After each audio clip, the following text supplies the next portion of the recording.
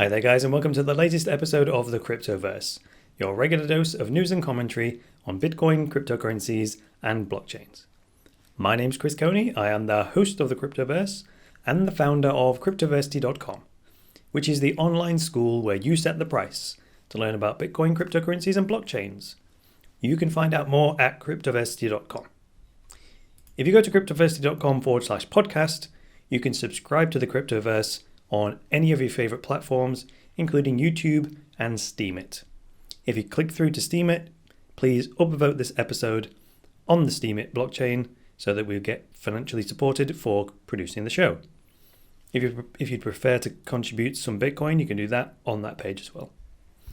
This is a special weekend edition of the Cryptoverse, as I thought I'd give you an extra episode this week. So let's see what we've got. In terms of the overall markets, according to CoinMarketCap, things seem reasonably stable today, with gains and losses around the 1 or 2% mark. You know, when I look at this, I'm always looking for the double-digit gains. I mean, over time, that's going to happen less and less and less, because as more liquidity comes in, the price movements will be smaller and smaller.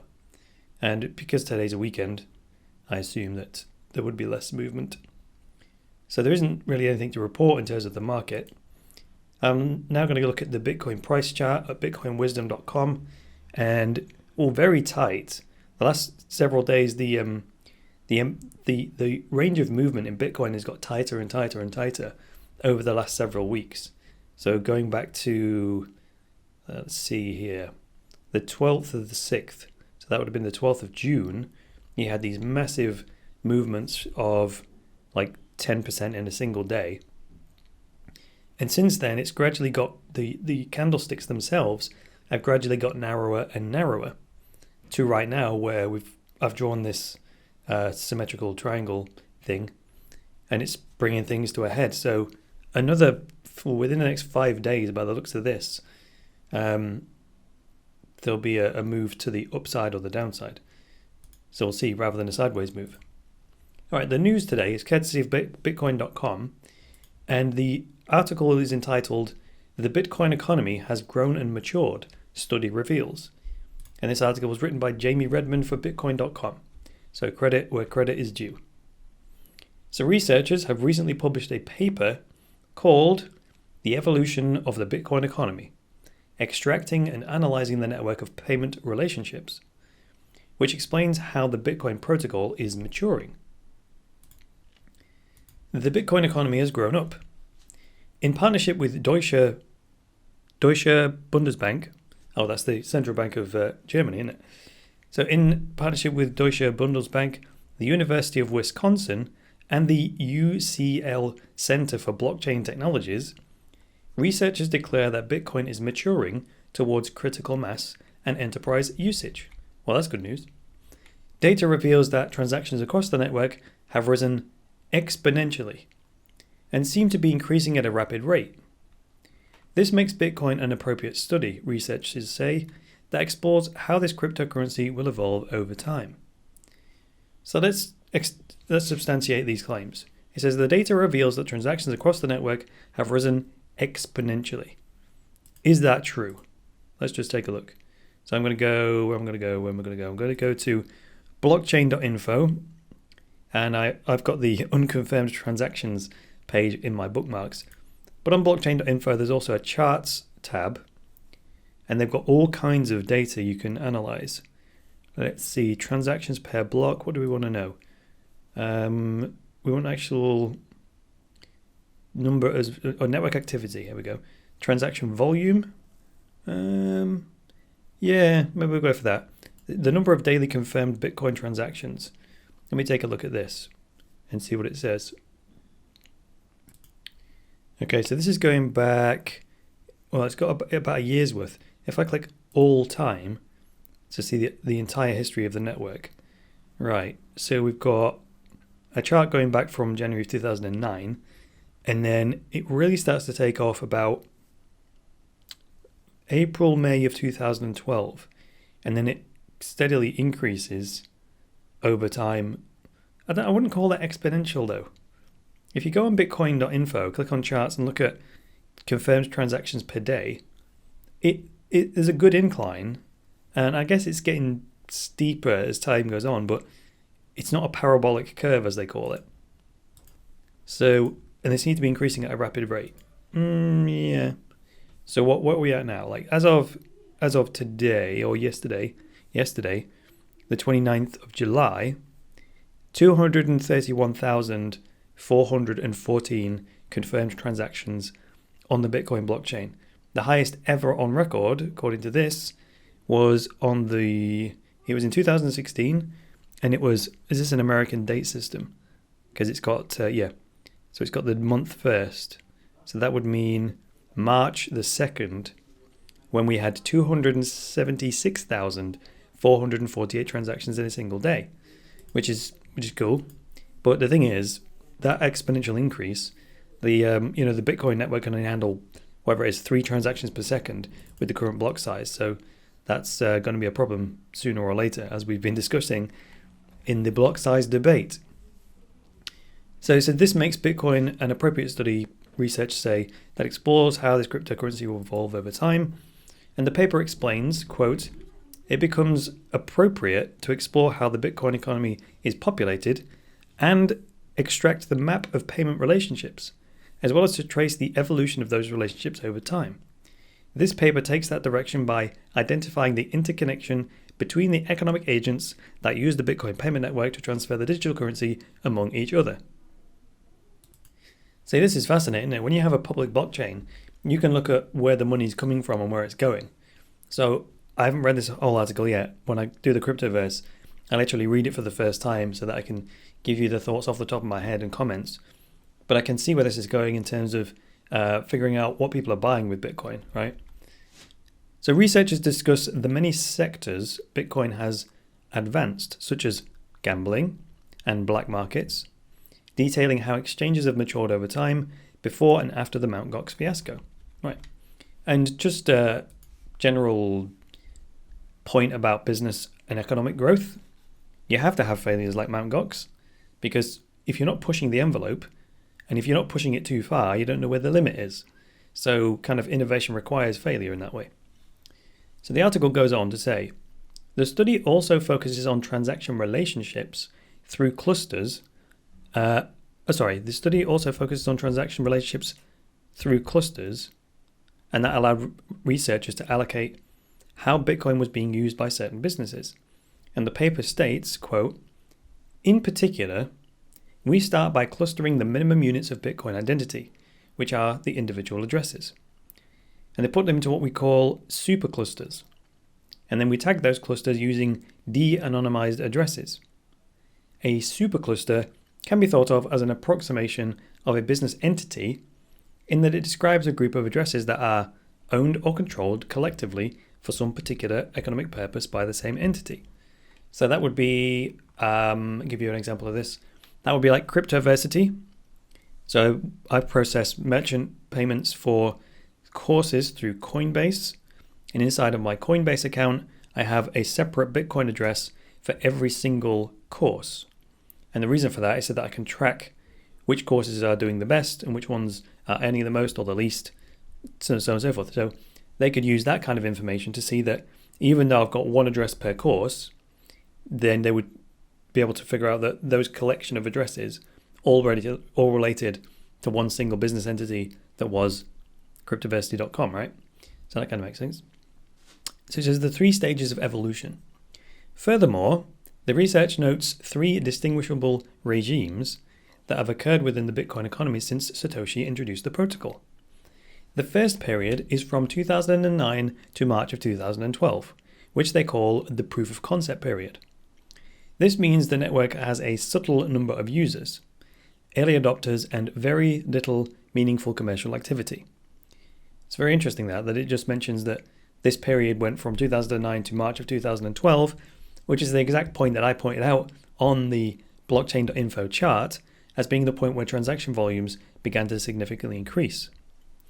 So the article goes on to say, the second period was bolstered by black market usage and gambling. Researchers also note that there was a concurrent drop in gambling as well in October of 2013 when Silk Road operations had ceased. The decline was relatively small, only dropping by 3% in total transactions. Yes. The third period is where the Bitcoin network is currently positioned, marked by significant maturation. The paper says how the Bitcoin economy has moved away from sin enterprises and diversifying into legitimate payments, commerce, and services. From January 2014 to May of 2015, researchers noticed an increase in legal services, with cryptocurrency exchanges at the center of this movement. Oh, not legal services. Not people providing law or legal advice. They're talking about a significant increase in legitimate services. So when I said legal services, I thought it meant, legal advice, but no, services that are legal. So the paper concludes by saying Bitcoin has indeed matured, rather than continuing to be volatile, if not unreliable, as many economists have suggested in the past. Okay, here's another quote from the paper. Quote, "The result of this work is to show that the Bitcoin economy, rather than being a fleeting and frivolous pursuit, has grown and matured over the few years that it has been operational, with distinct patterns of behavior among its most influential entities and participants. As the Bitcoin economy continues to expand and evolve, the type of de-anonymization and analysis employed in this paper can be used to ascribe unknown entrants to perhaps new, distinct business categories, as well as further update and refine the network of payments." Close quote. And then the article ends by saying, Bitcoin has truly grown up over the course of its lifetime. As the evolution of the Bitcoin economy research tracks the different stages through this cluster analysis. Moving forward, expect researchers to continue monitoring the progress of the world's first cryptocurrency as its network continues to expand. What do you think about the research paper concerning Bitcoin's maturity? Let us know in the comments below. And no comments so far. What do I think? Well, I think this is perfectly normal. Whenever a technology like this comes along, it generally goes through the same stages. Even the internet, right? Quite frankly, the internet wouldn't have advanced to the degree that it has without gambling and without pornography.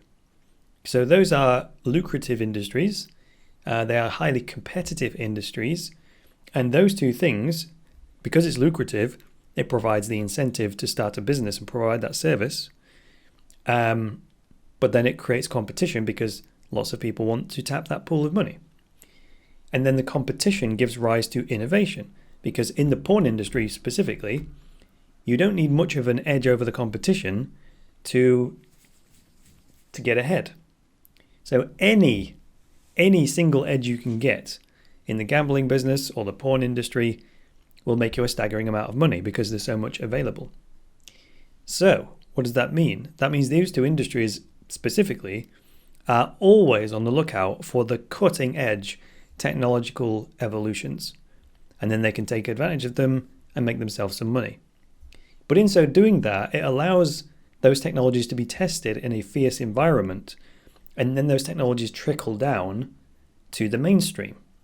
So while we might not like that idea, a lot of internet-based technologies, payment systems, hosting, and internet marketing and so forth, that reached the mainstream were developed and refined in these so-called sin industries. And we should thank them for it, because they did most of the hard work when it was clumsy, when it was very clunky. And they tested it, refined it, innovated it, and then eventually it made its way down to the mainstream consumer. And that's just a pattern. And it's for those two principles that I mentioned. Using gambling and pornography as an example, the incentive is the profit potential. And then that massive profit potential brings loads of service providers. That creates competition. And then competition gets people thinking about how do we improve the technology so we can get ahead, right? And of course, they get an edge for a while, and then everyone updates their technology to match, and then the innovation cycle happens again. And it's not always the same person or company that makes the innovation, because everyone's competing for the next best thing, So they can get an edge over everyone else and up their profits and so on. So the cycle goes. And the spin-offs from those industries are to the benefit of everybody else.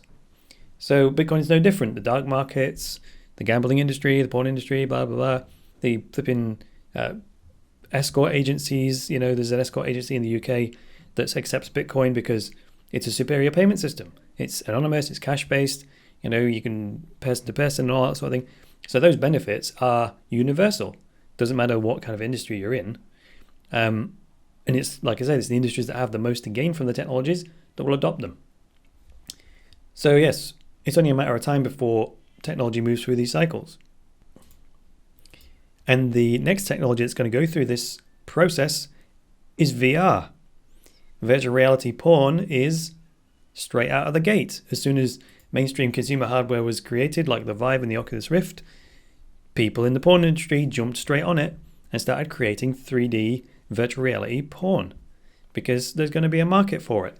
And that's going to be to the credit of the whole VR industry, because they're going to come up with flipping ways of capturing video in 360 degrees. And, they're going to work out all the niggles and they're going to refine and perfect the process.